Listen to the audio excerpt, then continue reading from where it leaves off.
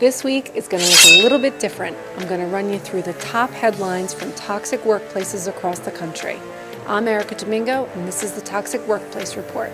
So let's dive right in. The end may be in sight for Goldman Sachs in a 10-year-old class action lawsuit brought by women who allege sex bias in the workplace. The court recently ruled that the company is not required to give up the emails of senior executives, which may contain sexist banter, because the female plaintiffs did not demonstrate a nexus between their claims of discriminatory policies and those specific emails.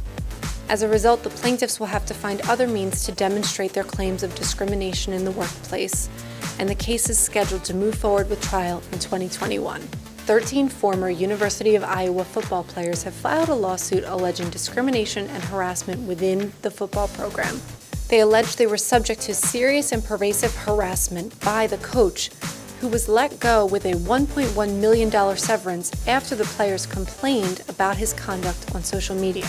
The lawsuit shouldn't come as a surprise to the University of Iowa, who conducted an investigation using an outside law firm, and that investigation showed that the program's rules perpetuated racial and cultural biases. In Pennsylvania, a nurse has filed a lawsuit alleging discrimination and retaliation after she complained that doctors were performing circumcisions without anesthesia. The nurse, who worked in the neonatal intensive care unit, initially made internal complaints via email to her supervisors and the doctors who were performing the circumcisions.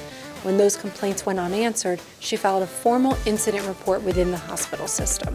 After filing a second formal incident report related to overcrowding in the NICU, the nurse was called to HR and suspended within hours and terminated within days. If the circumcision circumstances are true, then this woman is a whistleblower and she's protected under the law. Also making headlines is a report from The Root that there's been an uptick in complaints of discrimination within the firefighting community across the country. These complaints are coming not only from people of color, but also women and members of the LGBTQ community, and they're cropping up in large departments like Winston-Salem and New York, as well as small departments like Linden, New Jersey. Fire departments have long been a battleground for race discrimination claims, and as we reported just last month, the fact that it's such a male-dominated industry makes it unsurprising that the claims are also being brought by women and members of the LGBTQ community. The Chicago Pipefitters Union is agreeing to pay over $3 million to settle a class action lawsuit brought by over 350 black members. The black union members complained that 3/4 of the jobs went through an internal word-of-mouth network from which they were shut out. As a result, they were relegated to getting jobs through the union's referral hall, which they said were both shorter in duration and more likely to lead to termination, and ultimately received significantly less compensation than their white counterparts. Although a $3 million settlement was reached, it does not appear that the union has agreed to any non-monetary terms, such as inclusion of the black members in the word-of-mouth referral network. I hope you enjoyed the headlines in this week's TWR.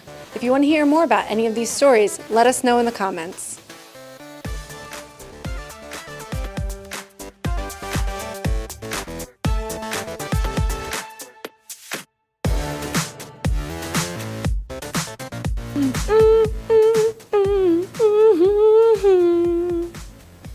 Perfect pitch.